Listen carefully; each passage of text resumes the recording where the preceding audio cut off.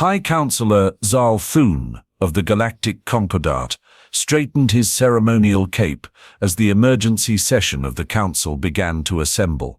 The vast crystalline chamber slowly filled with representatives from across the known galaxy, some hurrying in with obvious concern, others maintaining a dignified composure despite the unprecedented nature of the summons.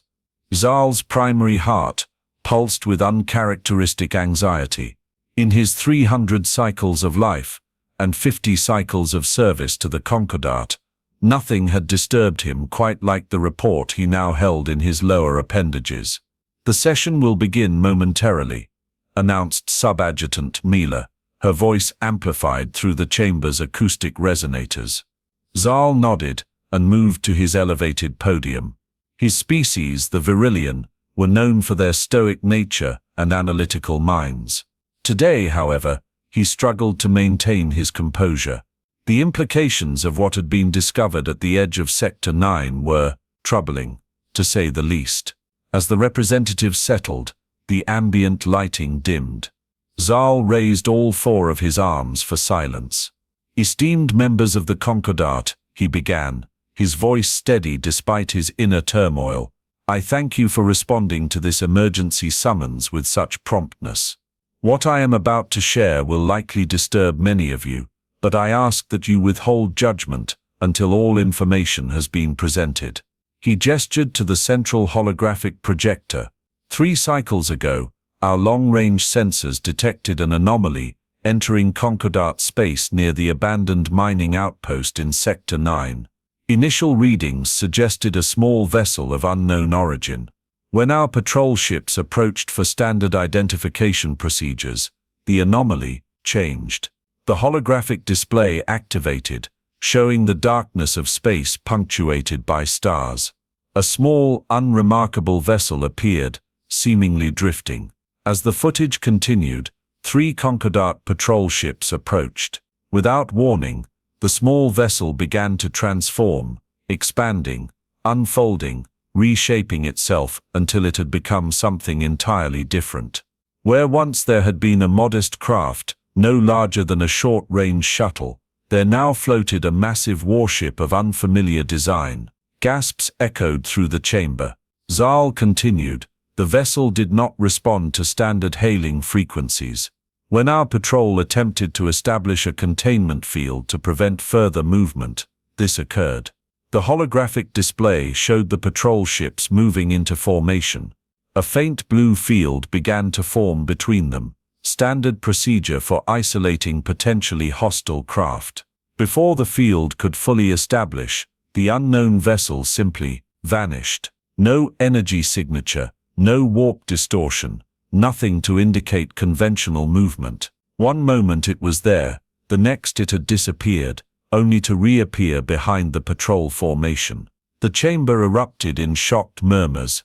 The patrol commander, acting according to protocol, initiated defensive measures. Zal's voice had grown quieter, forcing the representatives to calm themselves to hear him. "What you are about to see defies our understanding of physics." The recording showed the patrol ships firing synchronized energy pulses, enough firepower to disable most medium-class vessels. The energy pulses approached the unknown ship, and then impossibly curved around it, as if deflected by some invisible force, continuing into empty space before dissipating. At this point, the unknown vessel transmitted a single message across all frequencies.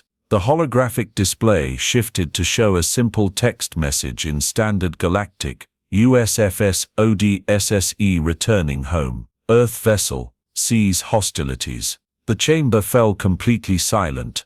Earth, a name most beings in the chamber knew only from historical archives. The lost world, the forgotten species.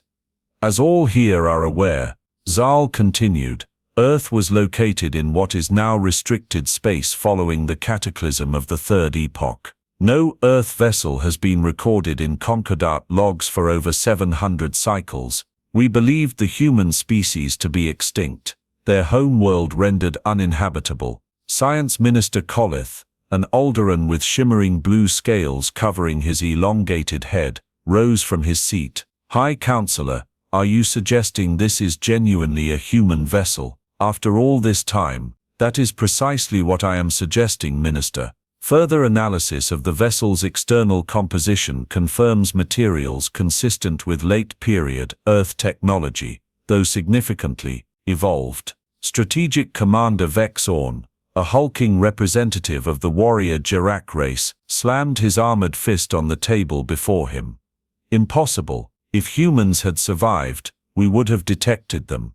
Their technology was primitive compared to ours even before the cataclysm." "That was indeed the case, Commander," Zal replied calmly. "However, the vessel that now sits at our border demonstrates capabilities that exceed even our most advanced theoretical research." He gestured once more at the holographic display, which now showed the vessel in detail. It was sleek yet angular, with sections that seemed to shift and reconfigure even as they watched. Its hull bore markings in the ancient human language, English, and prominently displayed what historical records identified as the United System Fleet insignia, a stylized Earth surrounded by stars, enclosed within a laurel wreath. After the initial encounter, the vessel retreated to the edge of Concordat space but did not leave. It has remained there for 3 days, occasionally transmitting the same message. "We have attempted communication using historical human language databases,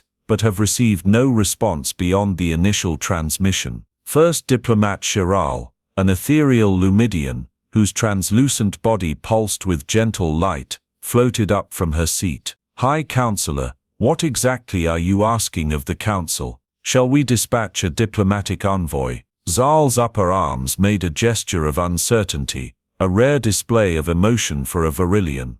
The Strategic Command advises caution. If this truly is a human vessel that has somehow survived and evolved over 7 centuries, we must consider all possibilities. The historical records of humans are complex. "They were barbarians," shouted Representative Koz of the Trellan hegemony. "Primitive, violent, short-sighted creatures who destroyed their own ecosystems before they even achieved reliable interstellar travel. And yet," countered historian Alara, one of the oldest members of the Council, "they were also remarkably adaptable, innovative, and possessed of an unusual determination. Our ancestors found them fascinating, if somewhat unpredictable." Zal raised his arms for silence once more. "What we know of humans comes primarily from limited contact during the Second Epoch, over 800 cycles ago. The true nature of their cataclysm remains uncertain. What is certain is that this vessel possesses technology that should be impossible." He gestured to a different display, showing detailed scans of the ship. "Our analysis suggests capabilities we cannot explain: matter reconfiguration without energy signatures, propulsion without detectable thrust, defensive systems that defy our understanding of physics. If humans have somehow survived and developed such technology, the implications hung in the air, unspoken but understood by all present. A species thought extinct for centuries, returning with technology that made the Concordat's most advanced ships look primitive by comparison. I have consulted with the Strategic Command and the Diplomatic Corps," Zal finally continued. "Both advise a cautious approach. I am proposing a special delegation, a small ship with representatives from science, diplomacy, and Strategic Command, to attempt direct contact." The chamber was silent as the Council members considered this proposal. It was Strategic Commander Vex Orn who finally spoke.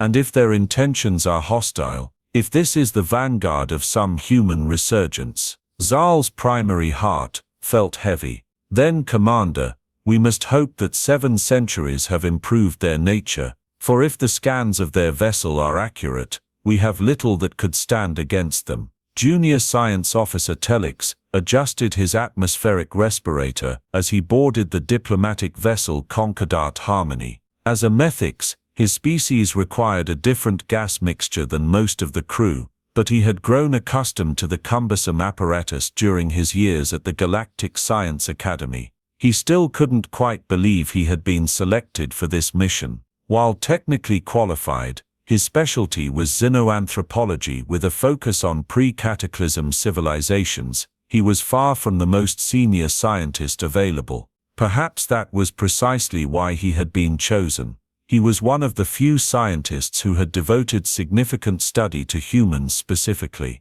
Officer Telix called a melodious voice. He turned to see First Diplomat Shirl gliding toward him, her translucent form pulsing with gentle blue light, an indication of excitement among Lumidians. First Diplomat, he acknowledged with the formal bow of his species, lowering all three of his eye stalks in respect. "I'm pleased you've joined our delegation," she said. "Your knowledge of human culture may prove invaluable."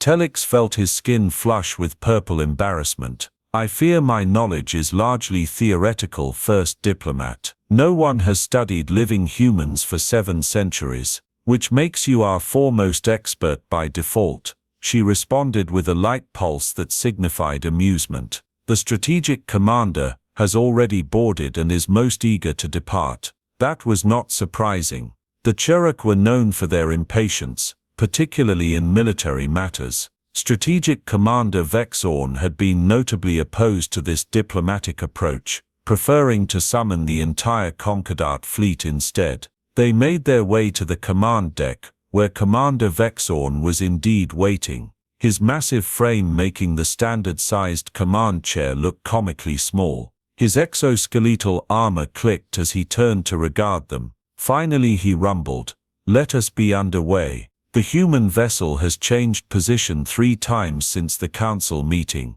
They appear to be impatient." Captain Laurel, a Varillian-like High Counselor Zal Thun but considerably younger, nodded respectfully.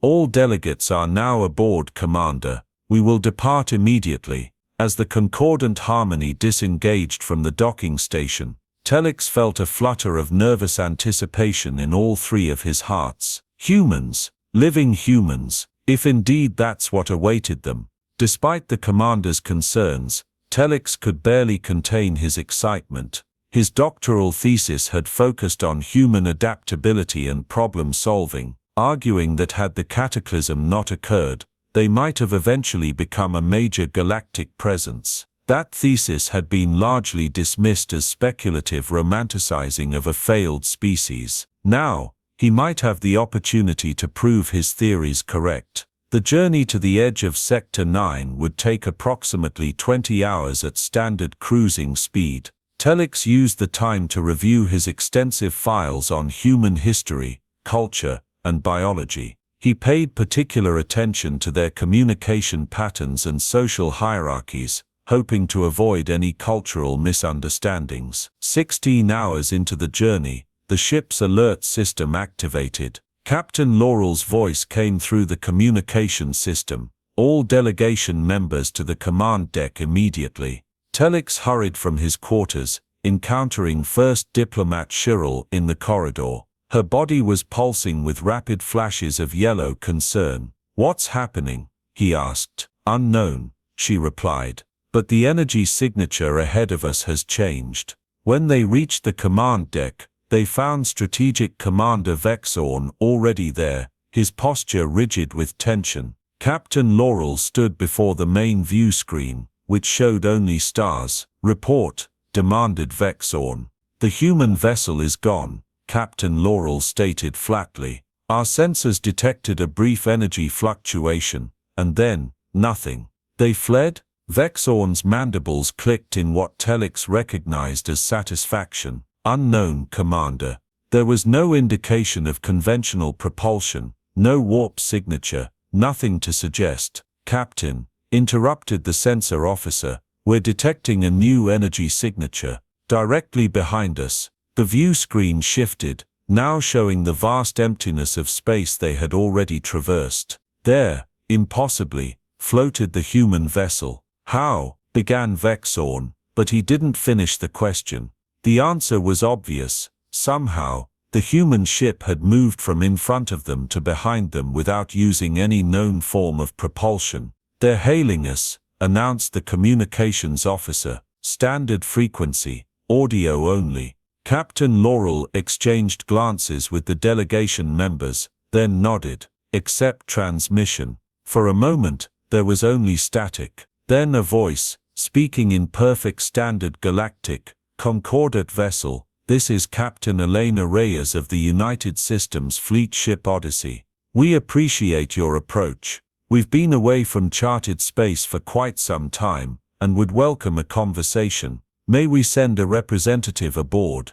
The voice was unmistakably organic, not a translation algorithm, and distinctly female, according to human gender distinctions. Telix felt his skin flush with excitement again. Before Captain Laurel could respond, Strategic Commander Vexorn stepped forward.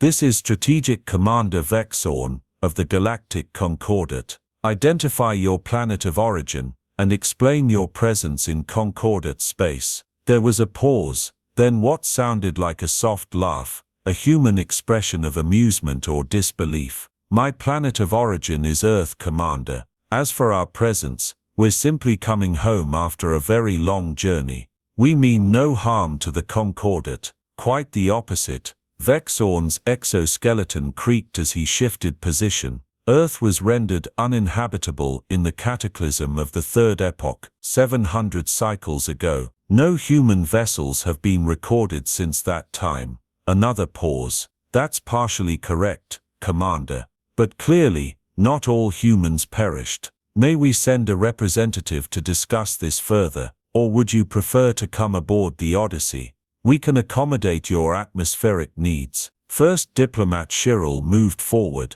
her form glowing with diplomatic green. This is First Diplomat Shirel of the Lumidian Collective, representing the Galactic Concordat. We would be honored to receive your representative aboard our vessel. Thank you, Diplomat Shirel. I'll send my first officer, Commander Jackson. Expect his arrival in well. He'll be there momentarily. Odyssey out.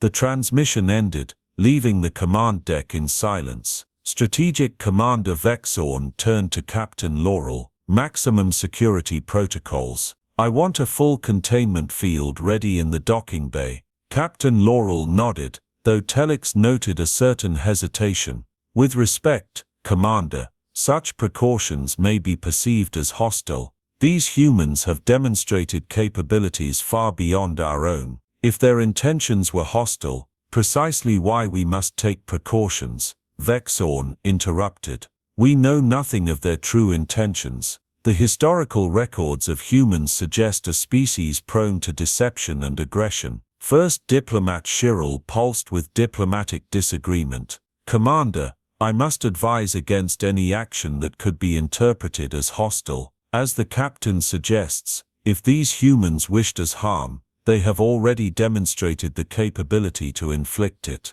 Telix found himself nodding in agreement, though he quickly stopped when Vexorn's compound eyes turned in his direction. Junior officer, the commander's tone made the title sound like an insult. You've studied these creatures. What is your assessment?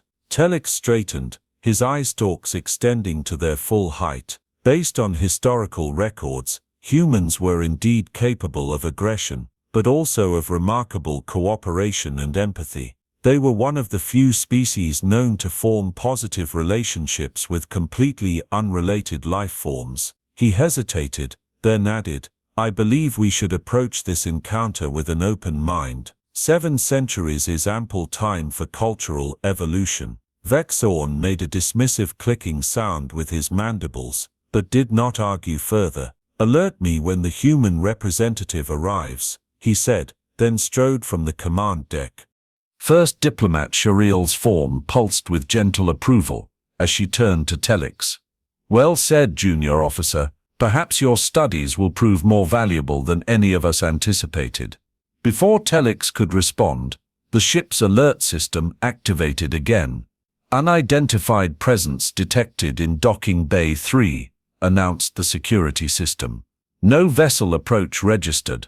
Repeat, unidentified presence detected. Captain Laurel frowned. That's impossible. The docking bay is sealed. Nothing could have. Came a new voice from behind them. I apologize for the unorthodox arrival. They all turned to find a human standing in the doorway of the command deck. Telex's first thought was that the historical records had been accurate regarding human appearance. The being before them stood upright on two legs, with two arms ending in five-digited hands. Its skin was a medium brown tone, and it had short, dark hair on the top of its head. It wore a dark blue uniform with silver insignia that matched those seen on the Odyssey. Commander Daniel Jackson, first officer of the USFS Odyssey, the human said, offering what Telex recognized from his studies as a traditional human greeting gesture, an extended right hand. No one moved to accept the gesture. They were all too stunned by the human's sudden appearance in the most secure section of the ship, with no indication of how he had arrived. First Diplomat Shariel recovered first, her form shifting to a welcoming golden hue. Commander Jackson, welcome aboard the Concordant Harmony.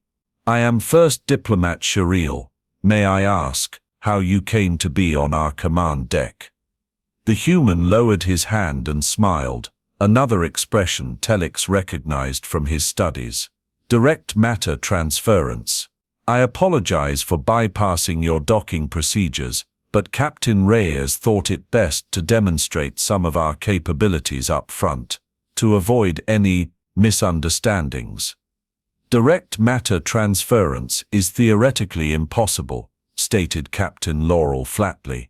The energy requirements alone were insurmountable, yes, according to physics as understood 7 centuries ago. Commander Jackson finished. Many things we once thought impossible have proven merely difficult, given enough time and necessity. Telex couldn't help himself. Fascinating. Did you develop this technology independently, or was it derived from encounter with other species? The energy conversion alone must require, Junior Officer Telex. Captain Laurel interrupted with a warning gesture. The human's expression shifted to what Telex believed was amusement. It's quite all right. Questions are how we all learn. To answer briefly, it was a combination of both independent development and, let's call them fortuitous encounters. But perhaps we should discuss the more pressing matter of our presence here. Strategic Commander Vexorn chose that moment to return to the command deck. He stopped abruptly at the sight of the human, his massive form tensing visibly. How did this creature access the command deck? He demanded. Security protocols have been breached. Commander Jackson turned to face the Chirac, his posture relaxed but attentive. Commander Vexorn, I presume, as I was explaining to your colleagues, I arrived via direct matter transference, a technology we developed during our absence. Vexorn's compound eyes fixed on the human.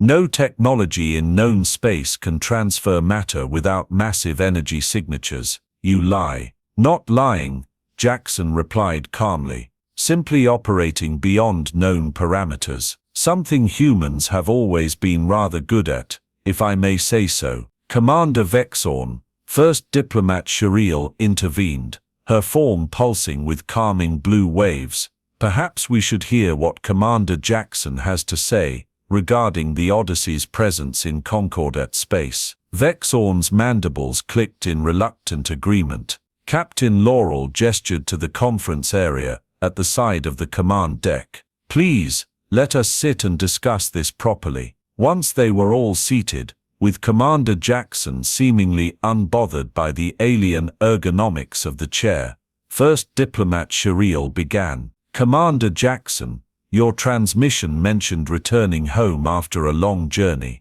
Yet Earth has been considered uninhabitable for 7 centuries. May I ask where the Odyssey has been during this time? The human's expression became more serious. That's a long story, Diplomat Shariel. The short version is that the Odyssey was one of Earth's first attempts at long-range exploration. We left Earth in 2157. Approximately 50 years before what you call the cataclysm. Our mission was to explore beyond the edge of known space at that time, but that would make this vessel over 8 centuries old. Captain Laurel observed. Jackson nodded.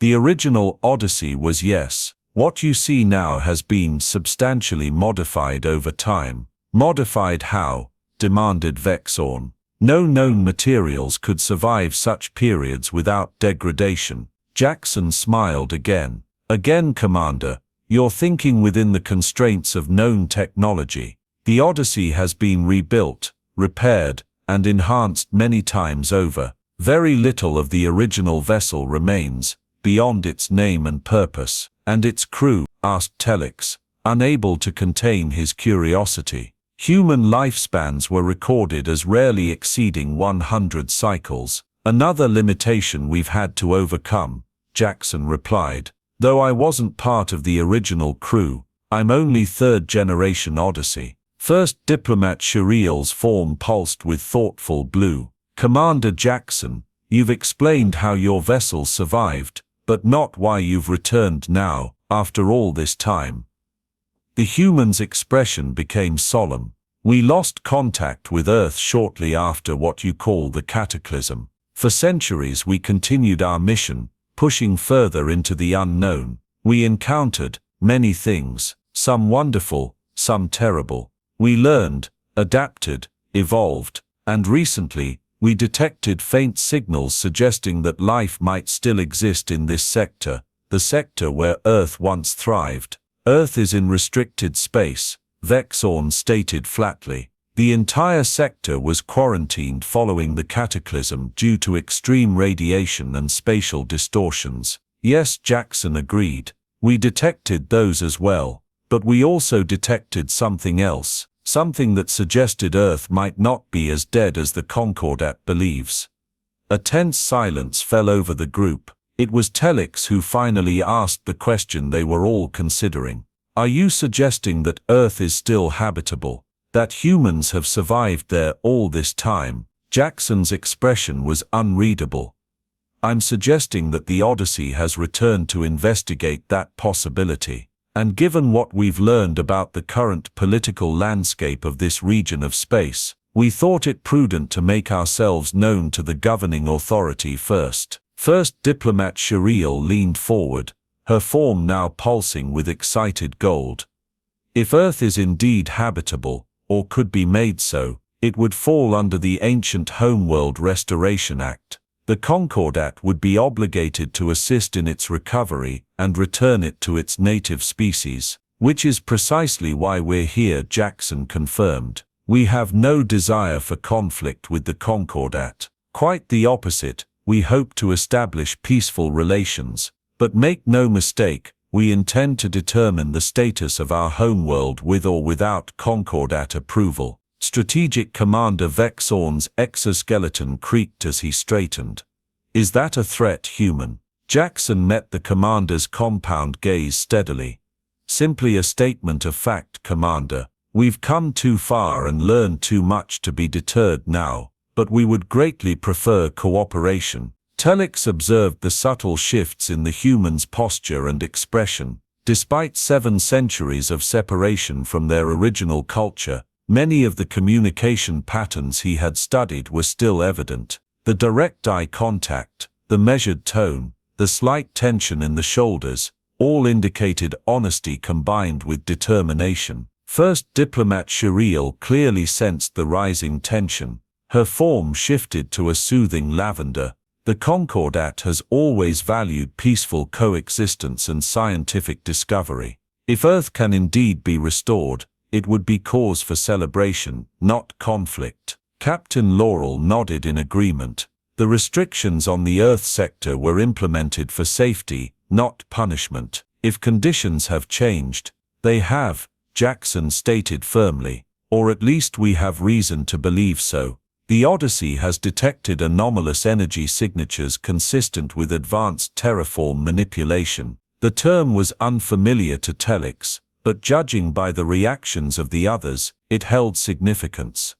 ATM technology has been theoretical for centuries, Captain Laurel said slowly. No species has successfully implemented it on a planetary scale. Perhaps no species in known space, Jackson replied. But as I said, The Odyssey has traveled far beyond those boundaries. Strategic Commander Vexorn's mandibles clicked rapidly, a sign of agitation. You expect us to believe that humans, a species that could barely achieve stable interstellar travel before destroying themselves, have now mastered technologies that the most advanced civilizations in the Concordat consider theoretical. For the first time, a flash of something like anger crossed the human's face.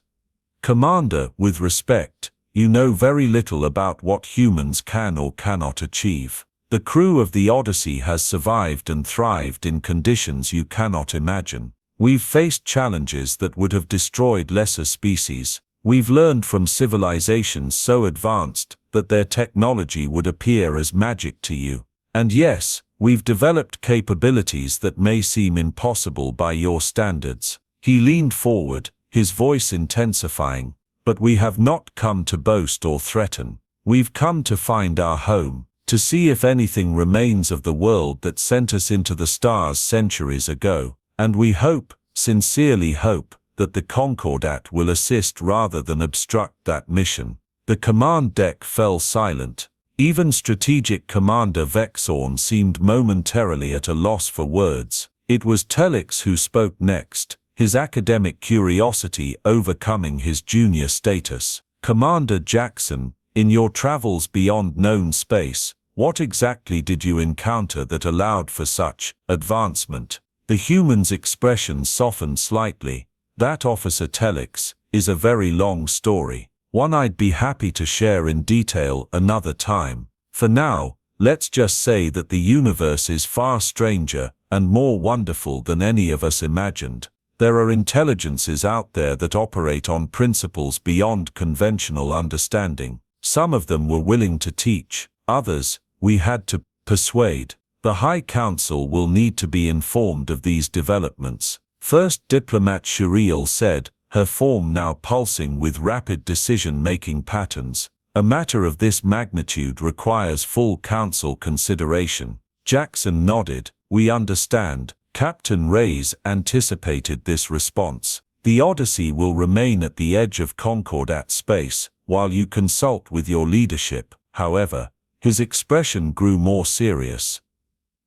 We can only delay our journey to Earth for 7 standard days. After that, we must proceed, with or without Concordat sanction. Strategic Commander Vexorn bristled visibly. The Concordat does not respond well to ultimatums, human. It's not an ultimatum, Commander. It's a timeline based on the stellar phenomena we're tracking. The opportunity to safely navigate the distortions surrounding Earth's sector occurs only briefly, once every 63 days. If we miss this window, we'll be forced to wait for the next one. Captain Laurel looked thoughtful. These distortions, they're related to the cataclysm. Yes, Jackson confirmed, though their pattern has been changing recently. That's part of what drew our attention back to this sector. First Diplomat Shuriel's form stabilized into a decisive purple. We will return to Concordat Central immediately and convene an emergency session of the High Council. Commander Jackson, will you accompany us as the representative of the Odyssey? Jackson hesitated visibly for the first time. I'm afraid that's not possible. My presence is required aboard the Odyssey for technical reasons. However, I can establish a direct communication link for the council session. Unacceptable, snapped Vexorn. The council chambers are secured against external transmissions, a security measure that is respectfully obsolete against our communication technology. Jackson replied calmly, but I understand your concern. He appeared to consider for a moment, then added, perhaps a compromise. The Odyssey could send a different representative to accompany you, someone whose presence isn't as critical to our operations. First Diplomat Shuriel pulsed with diplomatic approval. That would be acceptable. The council would surely appreciate direct testimony. Jackson nodded. I'll consult with Captain Reyes. In the meantime, he reached into a pocket of his uniform and produced a small metallic sphere about the size of a Varillian eye. This contains information about our journey, our discoveries, and what we know of Earth's current status. It's compatible with your data systems and contains no harmful code or technology." He placed the sphere on the table. Captain Laurel regarded it with visible suspicion. "Our security protocols require all external data devices to be thoroughly scanned before." "Of course," Jackson interrupted smoothly. "Scan it as thoroughly as you wish, though I suspect your scanners will find its construction interesting." Telex couldn't resist leaning closer to examine the sphere. Its surface appeared to be seamless metallic silver, yet as he watched, it seemed to ripple slightly, like liquid despite being obviously solid. "Quantum state matter," he murmured in amazement. "Theoretical for centuries." Jackson smiled. "As I said, many theoretical things become practical, given enough time and necessity." Captain Laurel signaled to a security officer, who carefully collected the sphere using a containment field generator. "We'll analyze this en route to Concordat Central." "Now," Strategic Commander Vexorn said, his tone still suspicious, "how do you intend to return to your vessel, human? Shall we prepare a shuttle?" Jackson's smile widened slightly. "Thank you, Commander, but that won't be necessary." He stood from his chair. "I'll be in contact within the hour regarding our representative for the council meeting. Until then." He raised a hand in what Telex recognized as another traditional human gesture of farewell, and then impossibly, defying all known laws of physics, simply vanished. One moment, he was standing before them, the next he was gone, without a sound, without a flash of energy, without any indication of technological intervention. The silence that followed was profound, fascinating. Telex finally whispered. Strategic Commander Vexorn's mandibles clicked rapidly in agitation. "Captain, set course for Concordat Central immediately. Maximum speed, and I want continuous monitoring of the human vessel." As the command deck erupted into activity, Telex found himself staring at the empty space where Commander Jackson had stood. 7 centuries ago, humans had been considered a primitive, barely spacefaring species that had managed to destroy their own homeworld before achieving any significant galactic presence. Now, one had just demonstrated technology beyond the Concordat's theoretical understanding. What else had they learned during their long absence? And what would it mean for the galaxy, if Earth, the legendary lost world of humanity, could indeed be restored? First Diplomat Shiriel glided to his side, her form pulsing with thoughtful blue. "Your studies may prove more valuable than anyone anticipated, junior officer." Telex's eye stalks quivered with excitement and apprehension. "I never expected to meet a living human. They're not what the historical records suggested." "Few species are exactly what records suggest," Shiriel replied, her form shifting to a contemplative indigo. "Especially after 7 centuries of unknown experiences. Do you believe their intentions are peaceful?" Telex asked quietly. Shiriel's form flickered with uncertainty. "I believe they are determined.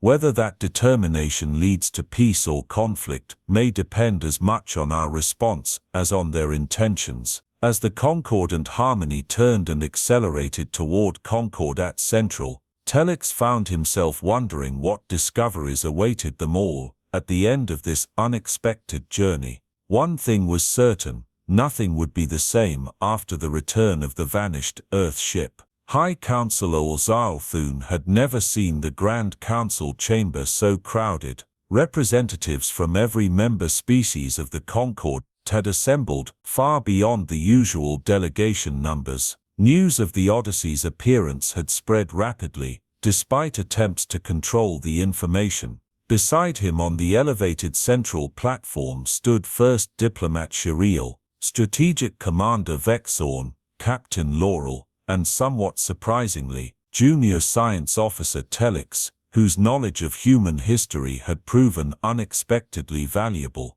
And then there was the human representative. Unlike Commander Jackson, this human appeared female according to their binary gender distinctions. She had introduced herself as Dr. Sophia Chen, Chief Science Officer of the USFS Odyssey. She stood with perfect composure despite being the center of attention for over 300 alien dignitaries, many of whom were openly staring at this representative of a species long thought extinct. The emergency session of the High Council will now commence, Ixal announced, his amplified voice bringing immediate silence to the chamber. As you have all been informed, 3 cycles ago, a vessel claiming to be of Earth origin entered Concordat space. Initial contact has confirmed this claim. The vessel, designated USFS Odyssey, appears to be a survivor from before the cataclysm of the Third Epoch. Murmurs swept through the chamber.